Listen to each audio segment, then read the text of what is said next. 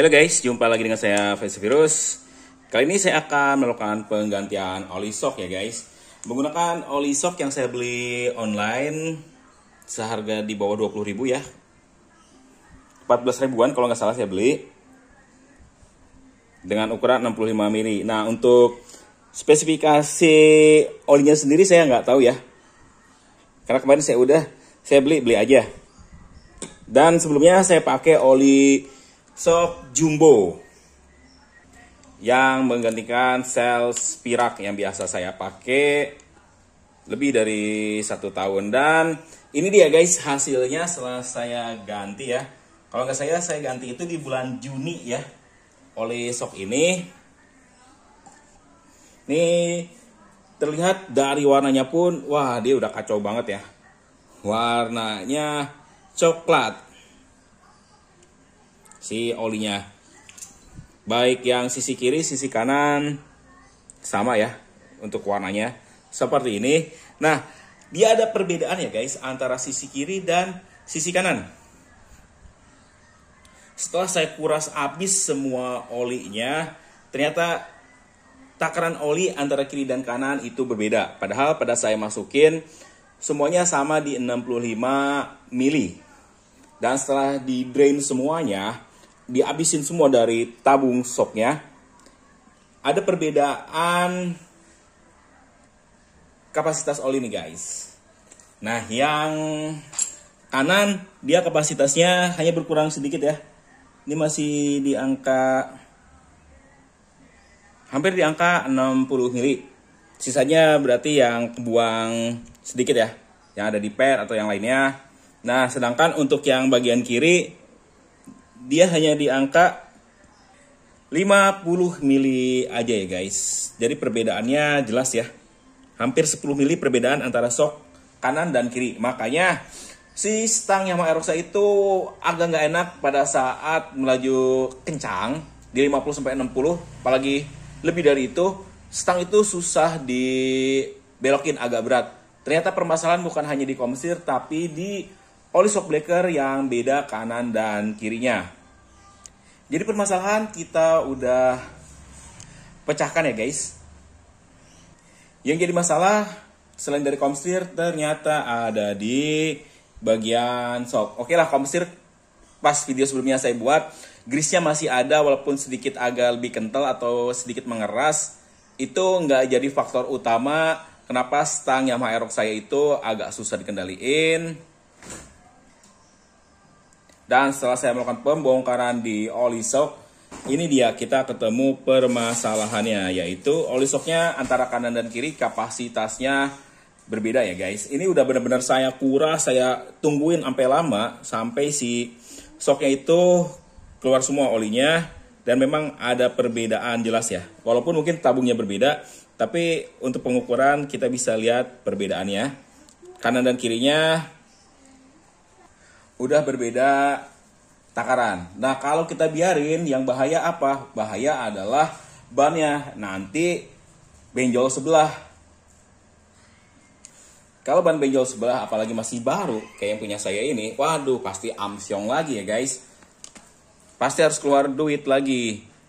Atau permasalahan gak bakal ketemu beresnya. Walaupun udah diganti oli shocknya, dibenerin komstirnya, tapi bannya benjol, ya percuma aja ya guys.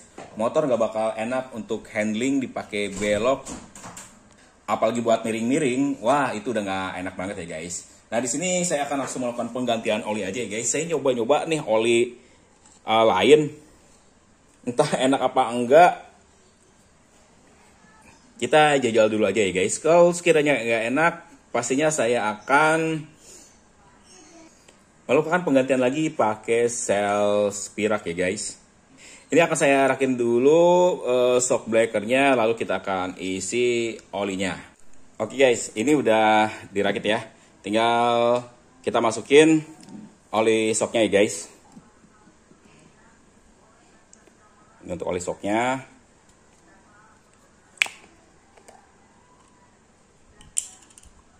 Kita masukin dulu ya.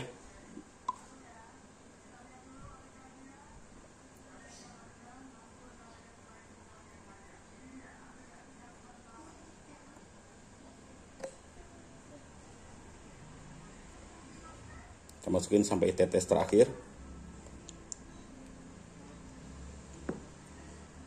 Ini enak ya, udah diukurin 65 mili, jadi nggak usah pakai gelas ukur lagi. Kita ngisi soknya. Olinya agak encer ya.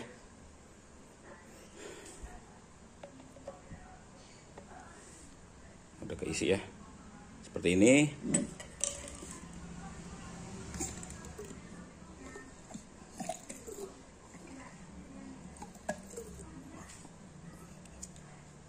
Terus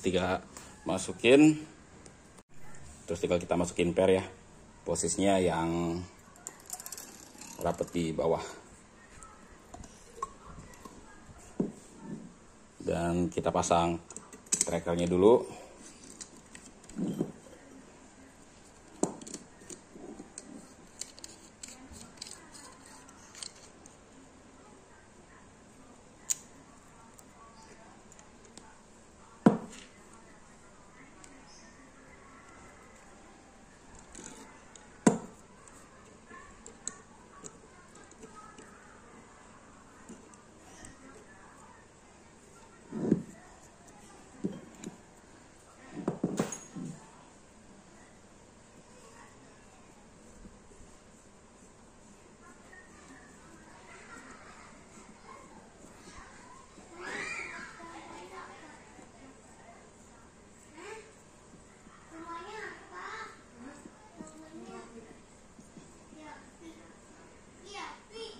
Dan kita pasang klipnya lagi.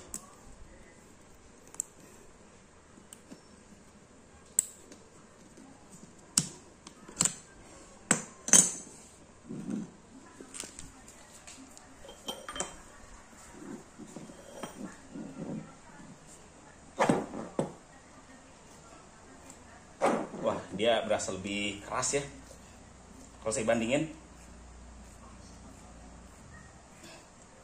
daripada pakai oli sel Spirak atau Jumbo. Ini mudah-mudahan malah nggak jeduk ya. Oke, kita pasang satunya lagi.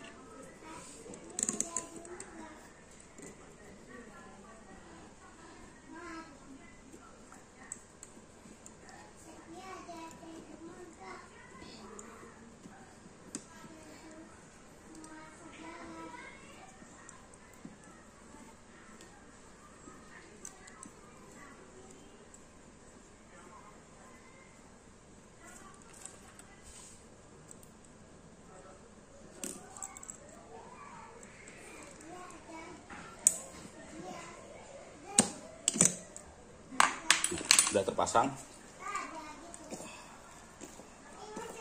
ya, tinggal kita pasang lagi di motornya, dan nanti saya akan review ya enak apa enggaknya pakai oli ini.